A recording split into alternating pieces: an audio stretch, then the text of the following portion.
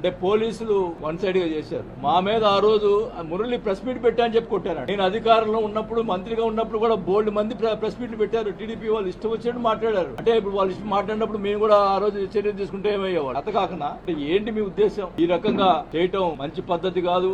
నేనైతే వాస్తవానికి మనకి ఈ రాజకీయాలు వద్దు అనుకునే పరిస్థితిలో మీరే నన్ను మళ్ళా తీసుకొచ్చారు రాజకీయాలకి. ఈ ప్రతిపక్ష వాళ్ళని కూడా ఈ సభాముఖంగా తెలియజేసుకుంటా ఉన్నా. నేను వదిలిపెట్టను ఒంగోలుని ఖచ్చితంగా చెప్తా ఉన్నా. నీకేమన్నా దమ్ము ధైర్యం ఉంటే నా మీద పగ తీసుకో, మామూలు కార్యకర్తల మీద కాదు. మేము తిరగబెడతాం. మా వాళ్ళు ఎక్కువ తక్కువేం కాదు. నేను మధ్యలో వస్తే గొడవలు ఎక్కువ అవుతాయని చెప్పి మధ్యలో రాలా. కానీ మీరు ఈ చర్యలు చాలా దుర్మార్గంగా ఉన్నాయి. చేసి నీ అరాచకాలన్నీ చేసి అధికారం అడ్డం పెట్టుకొని నీ కడుకు ఎన్ని చేసింది. మీరు హాస్పిటల్లో డబ్బులు వసూలు చేయాలా, గ్రానైట్ లో డబ్బులు వసూలు చేయాలా, ఒక్కొక్క బార్ లోకి పోయేసి సీసాకి 10 రూపాయలు వసూలు చేయలేదా, ఐషాస్ కమర్షియల్ బిల్డింగ్ ఉంటే డబ్బులు వసూలు చేయాలా. నాకేం తెలియదు, మా కొడుకు ఏం తెలియదు అని మాట్లాడతారు. నాకు అర్థం కాదు అసలు. నువ్వు పోతావో జైల్లో కూర్చుంటావో, 2 రోజుల తర్వాత బయటకు చూస్తా ఏం చూస్తావో అది కూడా చూస్తాం. నువ్వు ఉన్నప్పుడే పీకలేకపోయావు, ఇప్పుడేం బిగుతావో చూస్తా. అది కూడా సంస్కారాలు అడ్డవుతాయి. వయసులో పెద్దోడు ఇంకొకసారి మాట్లాడితే కొవ్వు కూడా దించుతాను, ఊరికే వదలం. ఇంకొకసారి మాట్లాడు, వాడు వీడని మాట్లాడు, కొవ్వు దించుతాను. అట్లే ఏదో గమ్ముగా ఉంటున్నారులే, పద్ధతిగా ఉంటున్నారులే అని చెప్పేసి ఊరుకుంటున్నారు అనుకున్నారా?